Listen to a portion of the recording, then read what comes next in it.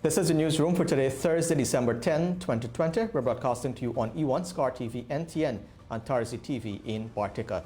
In the headlines, with the return of parliamentary oversight, the European Union releases $19.8 billion to Guyana for budget support. The government officially launches 914 as a 24-hour hotline number to report domestic abuse cases. 9 out of 10 persons who are perpetrators are men.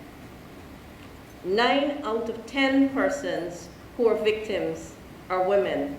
The government has admitted that it made an error in appointing Onesh Waldron as a minister in August this year while she was still a U.S. citizen. Commissioner of Police Acting Nigel Hoppy reveals that in the last 3 years, over 600 victims of human trafficking were rescued. And in sport, the Sport Minister Charles Ramson Jr. urges athletes to be mindful of their social media image, and the GFF makes historic one-off payments to players in 2012 Mexico clash. With the news, I'm Avinash Ramzan. Thanks for joining us. We started by telling you that with the return of parliamentary oversight, which was absent in Guyana since the passage of the no-confidence motion in December 2018, the European Union on Thursday released $19 billion to Guyana for budget support. President Irfan Ali and Finance Minister Dr. Ashni Singh joined the EU ambassador to Guyana, Pons Canto, at his Bel-Air Springs residence and expressed gratitude for the EU's confidence in Guyana's ability to exercise good fiscal management of the funds. President Ali said it was important to recognize that the money is being dispersed at a time when mobilizing resources is extremely difficult globally. And our efforts over the last months were successful in bringing, at this very difficult time, budget support for Guyana. It is important that we recognize that this budget support is coming at a time when mobilizing resources is extremely difficult globally, especially resources to help developing countries. The overall amount of the EU budget support for the integrated coastal management is $74.5 billion Guyana dollars. This latest payment brings the total grant funds released since 2017 to $51.6 billion Guyana dollars. This payment is made possible by the fulfillment by Guyana of a comprehensive and demanding set of requirements. I trust and I know that Guyana will use this money so that it contributes to the progress and well-being of its people in the spirit of reconciliation, inclusiveness, and improving daily life for all. From faraway Europe, people sometimes say these days that Guyana does not need more help because there is the oil flowing. We know this is not the case. There is a need for a bridging period. There are many needs and there are many things to do, many good things to do. Now we tell you, in a surprising turn of events, the Attorney General and Minister of Legal Affairs, Anil Nandlal, on Thursday admitted to Guyana's High Court that the appointment of Onesh Waldron as a technocrat minister predated her application for relinquishment of her nationality to the United States of America. On Thursday, the Attorney General said that the government realized that it erred in appointing Waldron back in August 2020. She has since resigned the post as Minister of Tourism, Industry and Commerce and was properly appointed by President Irfan Ali for a second time on December 1, 2020. Minister Waldron will be sworn in at the next sitting of the National Assembly as an unelected member. The case against Waldron, brought by the APNU AFC Chief Whip Christopher Jones, was heard before the Chief Justice Acting Roxanne George in the High Court Thursday morning. The Attorney General said the position was taken by the government in keeping with its commitment to respect and uphold the Constitution of Guyana and the rule of law, and to avoid unnecessary wastage of judicial time, resources and public funds. In its case, the opposition coalition insisted that when Waldron took the oath of office and attended the first sitting of the National Assembly on September 1, 2020, she held citizenship for both the United States of America and Guyana. In an interview with the Newsroom on November 20, 2020, Waldron, who is an attorney herself, had said she's confident that she has done everything to act morally. She asserted that she has full legal rights to sit in the National Assembly and has done nothing illegal. Now, the COVID-19 pandemic has significantly reduced the reporting of domestic violence, and as a result, a domestic abuse hotline, 914, was launched on Thursday as the Ministry of Human Services and Social Security concludes its 16 days of activism against gender-based violence. A survivor of domestic violence shared her story at the launch, noting that if the hotline number was launched years ago, numerous lives could have been saved. Isnel Patwa reports. Because I know a lot of women will be saved a lot. Because if you have the 914 line, we have it here this morning, and I'm here. And if something go wrong, you have someone to call or somewhere. And then I was told that if something go wrong and you call, they're going to come and pick you up, and that's amazing. I wish if I had that 15 years ago, I would have never been living with all these scars. Anyway, I thank God for saving my life. And I thank God for who came up with this plan to save women. From today, I don't think another woman would die because it's something really good. Being abused for a number of years, I gained strength from it. I used everything that was done to me, and I motivate myself. That was Patricia Smittet, a 44-year-old domestic violence survivor, a mother of 4 and now an independent businesswoman. Smittet suffered years of abuse at the hands of her husband, and after managing to escape, she is now urging women to fight for themselves because, according to her, domestic violence starts and ends with women. Now, persons who are in such situations can dial 914, a toll-free 24-hour hotline number for assistance. The hotline was launched on Thursday at the Arthur Chong Conference Center by the Ministry of Human Services and Social Security. The launch also coincides with the end of the ministry's 16 days of activism against domestic violence and the International Day of Human Rights. When a call is placed to the number, a trained customer service operator will connect the caller to a social worker who will provide the necessary consultations and refer children and parents to local service providers and other relevant agencies. Minister of Human Services and Social Security, Dr. Vindhya Prasad, noted that the launch is especially important as there has been a reduction by at least 50% in domestic violence reports due to the COVID-19 pandemic. If we look at our country's dynamics, the figures show that 9 out of 10 persons who are perpetrators are men. 9 out of 10 persons who are victims are women. Those are not my figures that I imagine. These are from the police reports. The most common form of violence is assault.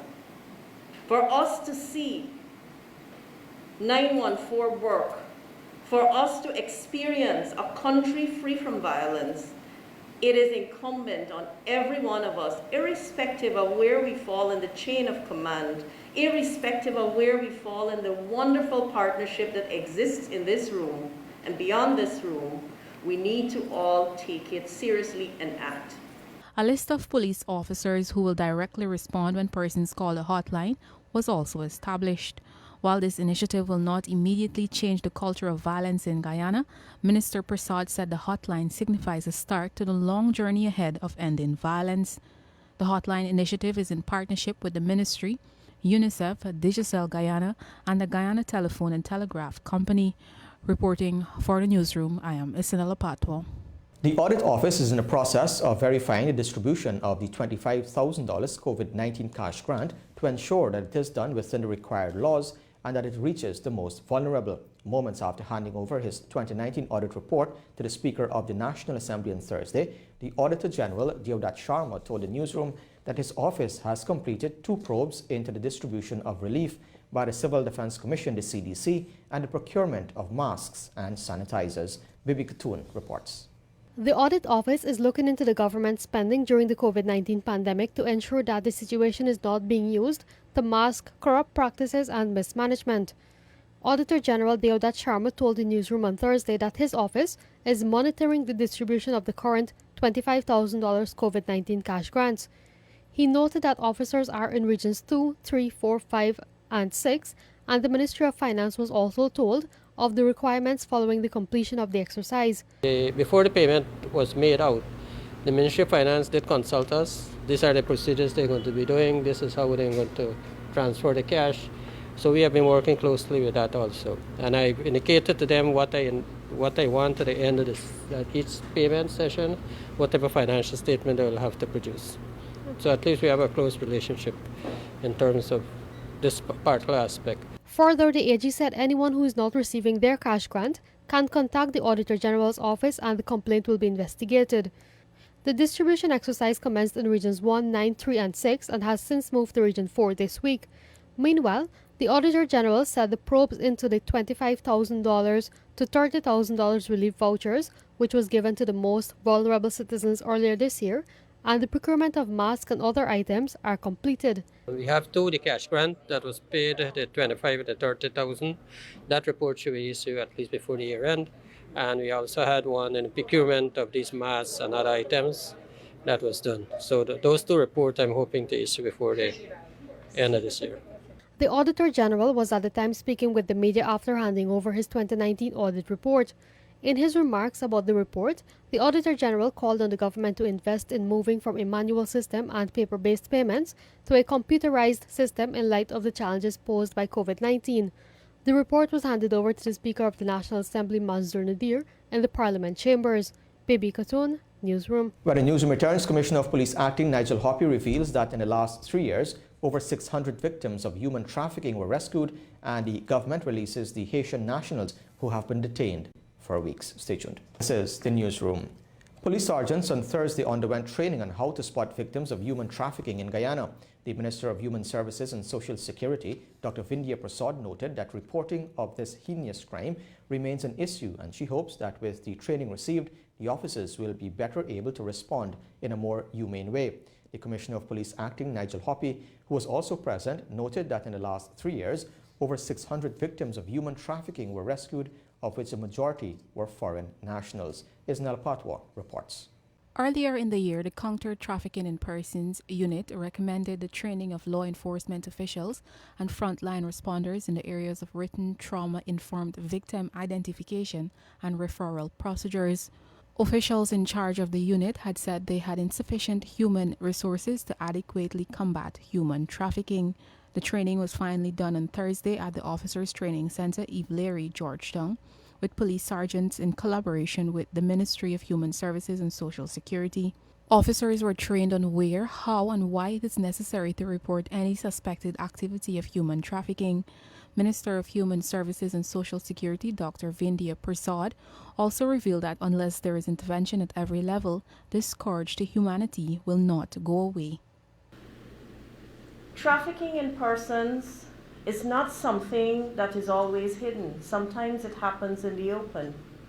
Sometimes it's there before our eyes. But the question is, how do we ramp up reporting? Reporting remains an issue that continues to dog us as a nation. How can we get people to report? And once they report, how can we intervene effectively, maintaining on today's date what we want to always be conscious of, the maintenance of their human rights. When persons are trafficked, they are either exploited sexually, financially, or forced into labor. Commissioner of Police Acting Nigel Hoppy said the unit over the years rescued numerous victims and a number of perpetrators was placed before the courts. The police commissioner gave a breakdown over a 3-year period. In examining the figures from 2018 to present, it shows that considerable amount of work was done by ranks of the Guyana Police Force and the other members of the team. During this period, 632 suspected victims were contacted by the Trafficking Persons Unit. Among them were men, women, and children. They were in situations of potential sex and labor exploitation and other types of exploitation. Many of these victims and potential victims who were rescued were foreign nationals. While Guyana maintains its Tier 1 status on the U.S. State Department ranking on successfully combating trafficking in persons, the Guyana Police Force was urged to continue collaborative efforts so members of the police force can be trained in various social issues. Reporting for the Newsroom, I am Isanella Patwo. Now, the Guyana government has defended its decision to release 26 Haitian nationals it had detained for 3 weeks and rejected that it had unilaterally rounded up the detainees and dumped them at a city hotel on Wednesday night. In a statement on Thursday, the government said the Haitians, for which a deportation case is pending in the courts, were offered to stay in state care at the Hugo Chavez Rehabilitation and Reintegration Center, but they insisted they wanted to leave.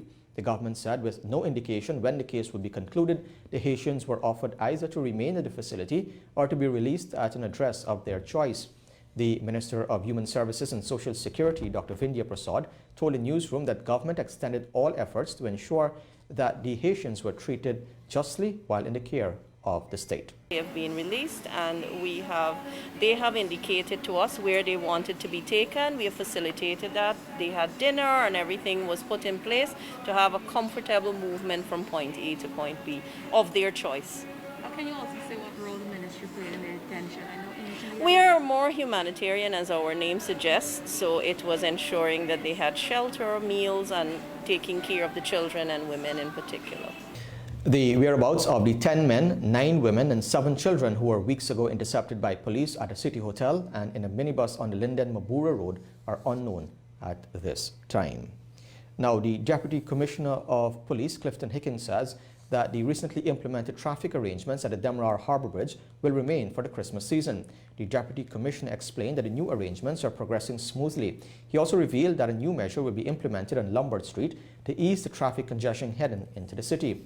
During the festive season, traffic ramps will also be placed at various points in the city to ensure the free flow of traffic. We have adjusted the traffic posture to accommodate the festive season. You would have recognized our first objective for doing that is to ensure that we preserve life.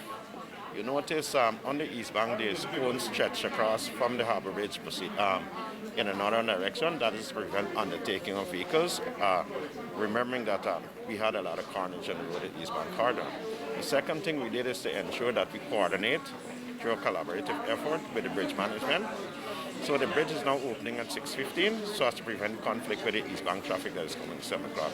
So between 6:15 and 7, the bridge will be open to 2 lanes coming in an eastern direction. So the new timings is now the fixed timing? No, again, this is what I'm saying. It is flexible.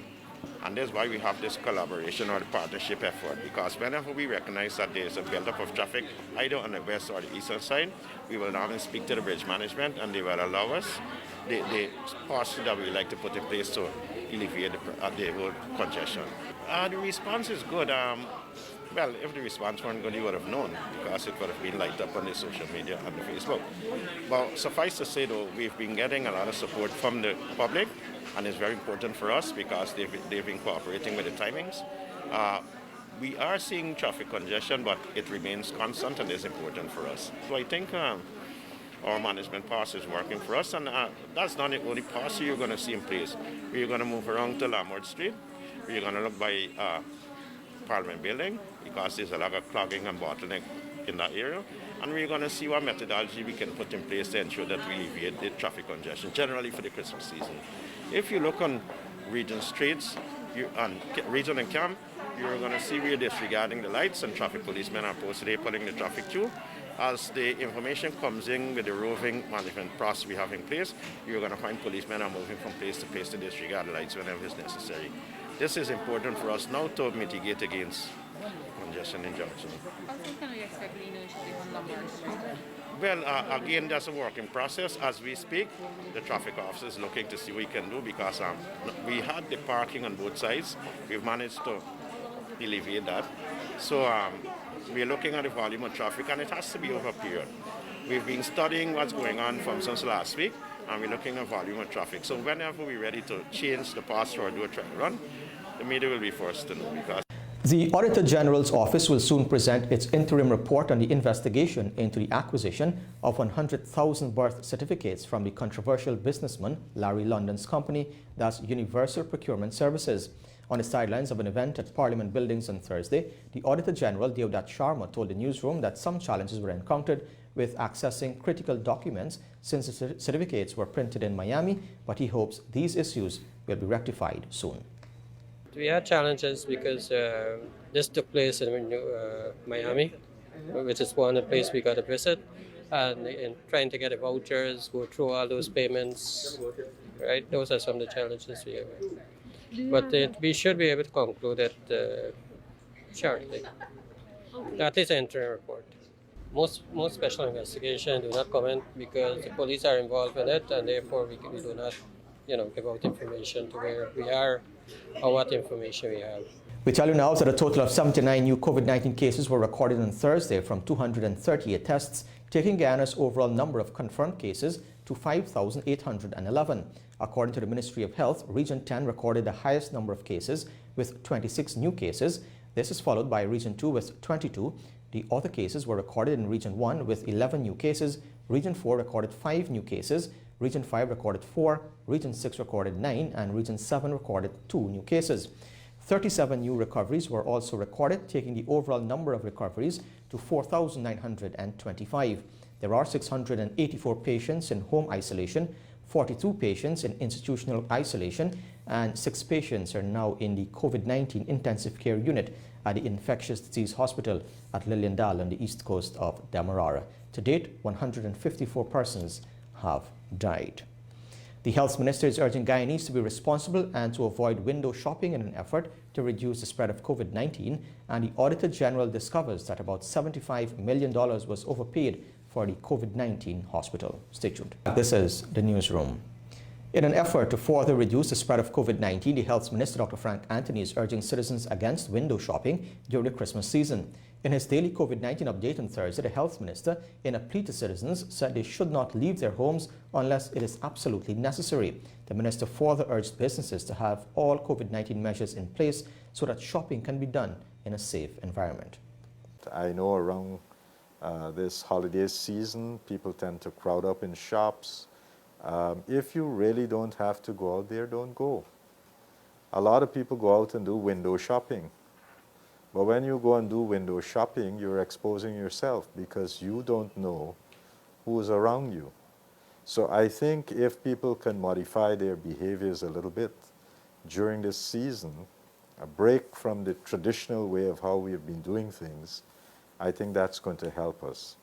If we don't take on this personal responsibility, then I'm afraid what we'll be seeing is coming out of this Christmas season, we'll see a spike in cases. Now, we can all avoid this if we all take precautions. So now is not the time when we should just, discard the mask, go have a jolly good time, go to get some drinks or go into a restaurant. This is not the period, right? You still have to be vigilant. You still have to take these measures seriously, and you have to practice the measures, not just knowing the measures. You have to practice them.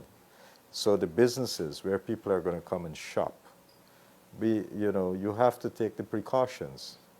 You have to put the measures in place so as to ensure that people who are coming to shop at your facility can do so in a safe environment. Now, the Audit Office has completed its probe into the Infectious Diseases Hospital at Liliandal on the east coast of Demerara and discovered that approximately $75 million was overpaid to contractors. The hospital, which is now used to house critically ill and isolated COVID-19 patients, was rehabilitated from the defunct Ocean View Hotel. After handing over his 2019 audit report on Thursday, the Auditor General, Devdutt Sharma, told the media that the report into the hospital was handed over to the Minister of Health, Dr. Frank Anthony, and the Permanent Secretary, Malcolm Watkins. Sharma said he will not divulge any other information until he receives a response from the Permanent Secretary.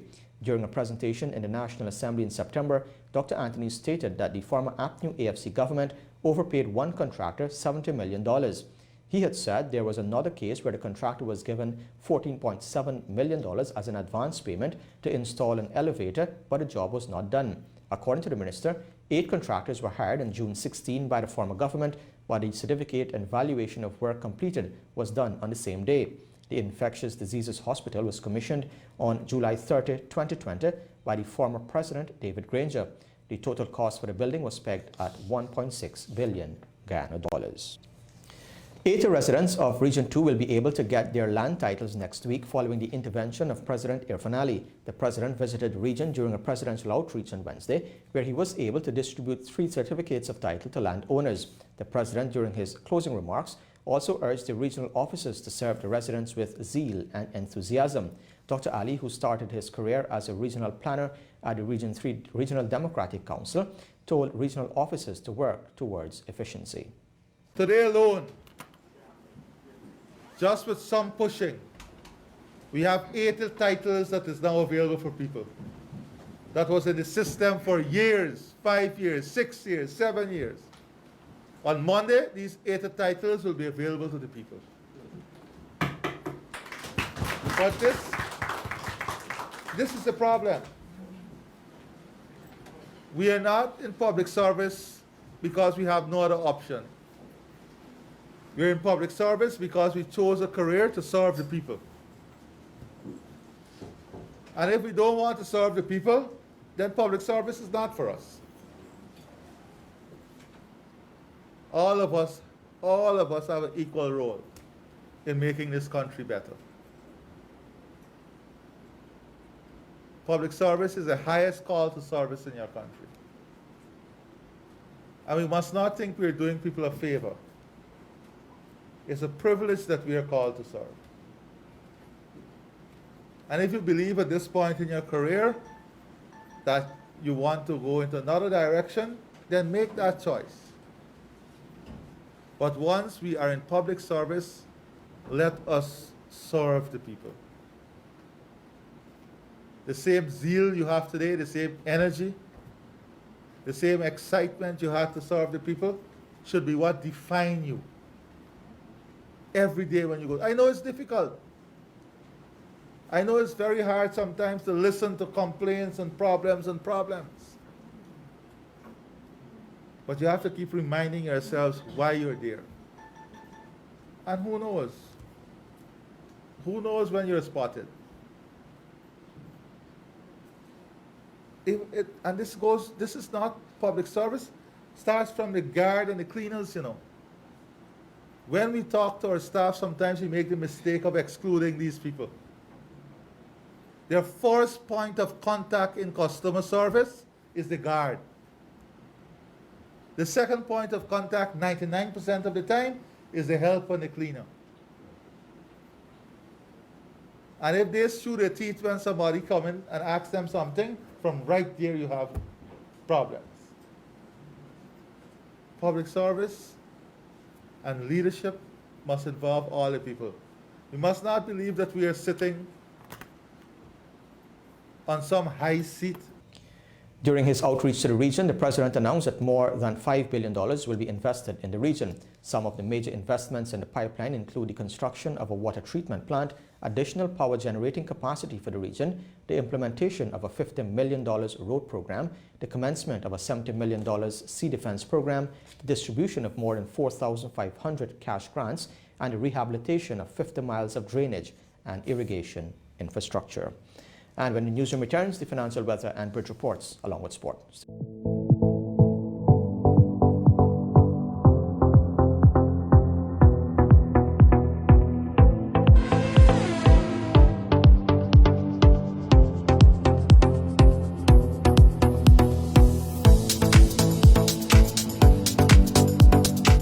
Welcome back to Newsroom. Now for a look at what's happening in sport. We're starting off by telling you that the Minister of Culture, Youth and Sport, Charles Ramson Jr., has offered some noble advice to athletes in Guyana, noting that they must be mindful of the image they present to the public on social media platforms. Akim Green reports. The minister, who was speaking Wednesday evening on the Guyana Olympic Association's webinar team, Maximizing the Media, made an analogy using his life as an example. You've always got to be mindful about your own image. If everything that you say is analyzed and it's kept on record for years to come, everything you do, it's the same thing. Every picture that you take, it stays, it's a public record. So you've got to be mindful about what you put out and what you expose yourself to being out there. So use it to your advantage. Be nimble in the process, and by being nimble, I mean willing to learn how to use it effectively. Despite the viral nature of social media and encouraging athletes to improve their public relations, Ramson Jr. said it is imperative that your product is good and you are excelling in the respective discipline. No matter how good your public relations activity is, if your core product, which is whether you run good or jump good or play some kind of sport or ride good, whatever it is, swim, if your core product is not exceptional, doesn't matter what you do in public relations. It's not going to change the fact that you need to do more work. You need to train harder. And the bottom line is that companies want to associate with winners. They always want to associate with winners. To the sport associations and federations, he implored on them the need to capitalize on capturing space from constantly publicizing their activities, which creates an appeal and interest by the public, and in turn allows for more partnerships with the private sector. More so, GOA President K.A. Yuman Yassin connoted similar sentiments and explained interactions with the media can open athletes' personal life to the world. That you must always be aware that when you use the media to transmit of yourself or others or ideas or views, that you open up yourself to the world. You're also, in some instances, opening a window to your family and friends to the world. As a result, you may be allowing the intrusion of the privacy of yourself, family, friends, and organization.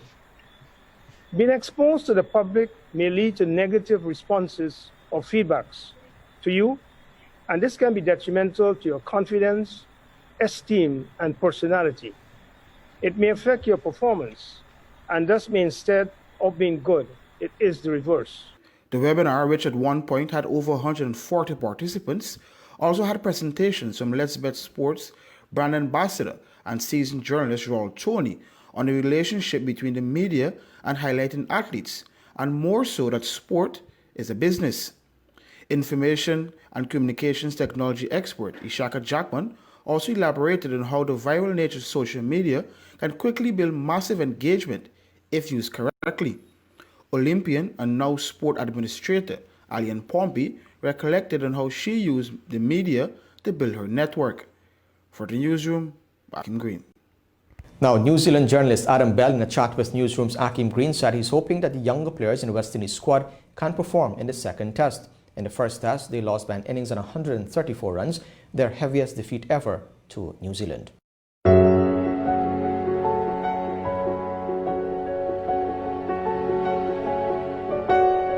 What can West Indies expect at the base of reserve, and how do they adapt themselves to combat what New Zealand would throw at them? Look, I guess in terms of the conditions, they're going to be quite similar, I guess, to Hamilton. Basin reserves always offered some assistance early on. It'll be interesting to see what happens in terms of the toss. Look, New Zealand's got a great score on the board after being inserted into a green top. I think for the West Indies perspective, they'll learn from this experience. And I think not only bowlers will learn from this experience, but their batsmen as well. I think I said earlier, the tour matches were played on completely different conditions, flatter batting wickets. And I don't think that helped the West Indies cause at all. I think, look, they hopefully will take some confidence out of Jermaine Blackwood and Azari Joseph's partnership. That was fantastic. And I think all of us New Zealand fans were actually hoping Azari Joseph was going to go on and get his maiden Test century, because it was a fantastic innings, and Jermaine Blackwood as well entertained the crowd with some great attacking batting. So I think from a West Indies perspective, they're going to take in some confidence into this. They know what to expect in New Zealand seaming conditions.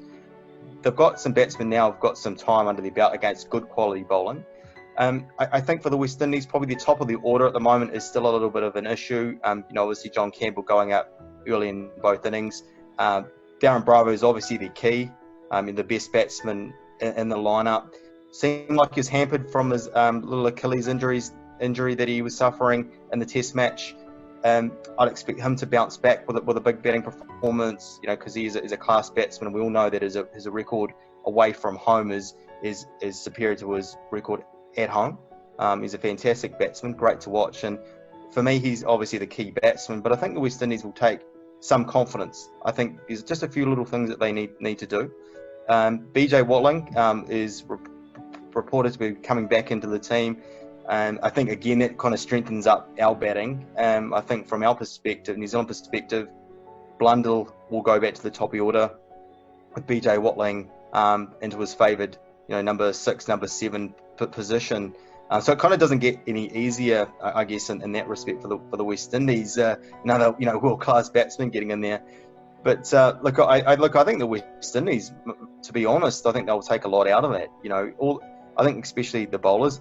Kemar Roach is going to be a massive loss for the West Indies, but hearing around the traps, Kemo Paul, who's a young, exciting all-rounder, is in the mix to come in. You've got Chamar Holder, who's an exciting fast bowler who might come in for Roach as well. So there's some exciting prospects for the West Indies to come into the lineup to replace Kemar Roach, who was the best bowler, I thought, in the first Test match, along with obviously Shannon Gabriel. So from a West Indies perspective, Jason Holder and Alzari Joseph are going to have to step up with the ball this time around, I think. And as Jason Holder said in the press conference, they knew that they bowled a little bit too short. And if they can rectify that, they can put this Black Caps top order under more pressure. I'm looking forward to seeing Joshua Da Silva. I saw a little bit of him playing in the CPL last season. He looks a really good, solid prospect. A guy, he's 22 years old, and he's got a great technique and a lot of talent. Hasn't had a great tour so far for West Indies, but it's a time for him to kind of show his talent on the world stage. So, I like to see him get a go. There's also talk about Nicholas Pooran taking over the keeping gloves as well. We know how much of a talented player he is in the short format. Limited first-class experience. It's I think from a West Indies perspective, it'd be great to see some of these young guys shine on the international stage.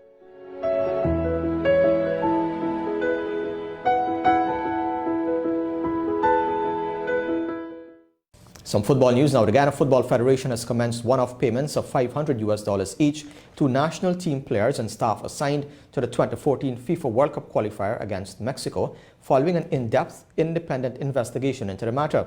The move draws a line on the divisive issue that previous administrators had failed to address, despite the long-held concern of one of the most gifted groups of players and coaches Guyana has ever produced.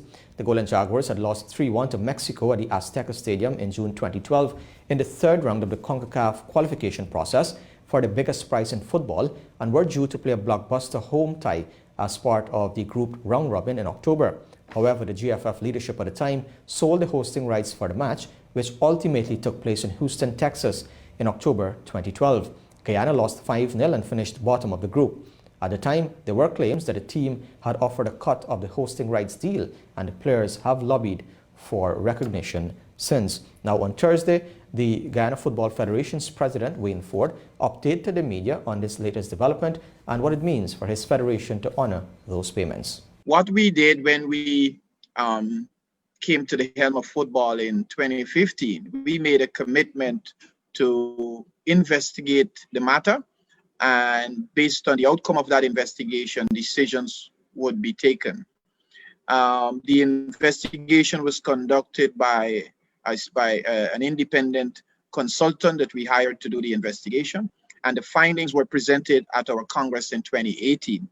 And the findings were that while there were many management breakdown in the processes involved in the sale of the right to host the game, there were no evidence of criminal conduct.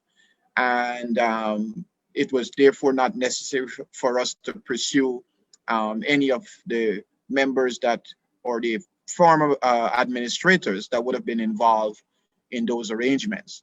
And coming out of that, there were other recommendations made. And one of the recommendations were that we should consider some sort of recognition for the players. But the executive committee took that a few steps forward. And not only did we want to recognize the players, which we have, but we believe that given the extraordinary performances that they would have registered during the 2014 qualifier, that it was fitting for us to give them a ex gratia payment in the sum of $500. So those payments commenced yesterday, and I believe by the end of the week, all of the players and staff that were part of that historic campaign would receive their payment. In my humble view, I believe that that payment represents the final curtain on this issue. And I think it's now time for the Guyana Football Federation and the Guyana Football family to move on and hopefully create better memories from our World Cup qualifying experiences. Still in football, the Guyana Football Federation is working with European football's governing body, UEFA, to develop a 100-day action plan as part of its bounce back program to pave the way for the resumption of football competitions and development. President of the Guyana Football Federation, Wayne Ford, was joined by UEFA officials Stuart Reagan and Eva Pasquare on Thursday morning to share an update on the program. The first area is around football development and technical matters, and it's covered areas such as connecting with the community, focusing on getting people playing football perhaps on their own, but also giving coaches techniques and tools to keep people fit, healthy and motivated during the pandemic, using social media, for example. We've also explored the protocols and the documents that are required for returning to football, because as we all know, we have to do that in a safe and controlled manner. So we've taken best practice from across Europe and actually elsewhere in the world, and we've tried to help the team here at the GFF, led by Ian Greenwood, to think about how they put plans in place which allows people to return to football and play safely. The second area is thinking all about the commercial and marketing requirements when you actually return for the normal day-to-day activity of football. And football relies on commercial income as well as on the support that it receives from FIFA and from CONCACAF. And therefore we are working with the GFF to think about opportunities for sponsorship, for advertising, for broadcasting and streaming matches in the future, and actually trying to build a brand, trying to actually ensure that the Federation has something that is tangible, that's of value to the community. The third area is really looking internally inside the GFF, and we've lifted the bonnet, if you like, and had a look at the engine and said, where might we want to make improvements together? So we've looked at the systems and the processes for how Wayne and the leadership team are running the GFF. And we've made some recommendations to help, looking at areas like risk management, like project management, like financial analysis, and how the General Secretary runs the operation and manages the workforce. And most of all, how the Federation communicates with its wider stakeholders. The fourth and final area is looking at league and club football, understanding the challenges that clubs are facing, understanding what needs to happen for players to actually start playing football at a more senior level. What competitions might require to be put on? How does the national team get ready for major matches? So 4 pieces of very important work. Together, it's been developed into what we've called the Bounce Back Action Plan. It's been led at an operational level by the technical director, Ian Greenwood, who has done an excellent job and has pulled together one of the best action plans we've seen in the technical area anywhere that we've worked across the world. It's been first class, and we congratulate him for the work that he's put in place. And finally, George Russell will not get the chance for a shot at redemption in Abu Dhabi this weekend after world champion Lewis Hamilton was declared fit to race following 1 race off whilst recovering from the COVID-19 virus. Hamilton will thus reclaim his Mercedes seat, with Russell, who filled the Britain's seat so well at the Sakir Grand Prix, returning to Williams. The FIA, Formula One and Mercedes confirmed that Hamilton had passed a number of negative COVID-19 tests after completing a 10-day quarantine period in Bahrain. He has already arrived in Abu Dhabi, where he tested negative a 4th time, a requirement before gaining access to the F1 paddock. And with that, we've come to the end of the news for this evening. Of course, you can find updates on these and other stories on our website, Newsroom.gy, our Facebook page, and Instagram. On behalf of the entire news team, my name is Avinash Ramzan. Thanks for watching. Be safe. See you next time.